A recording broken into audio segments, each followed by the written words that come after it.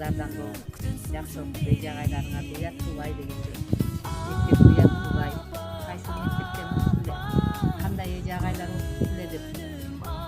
сыймыктанабыз көбүңүз барыбыз силерди окуткан эжелер агайлар дагы ошо силердин